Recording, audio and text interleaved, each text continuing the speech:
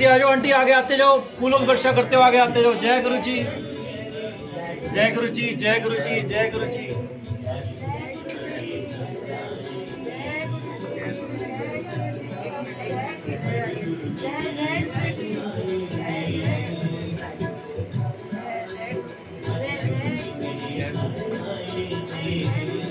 जय गुरु आंटी आप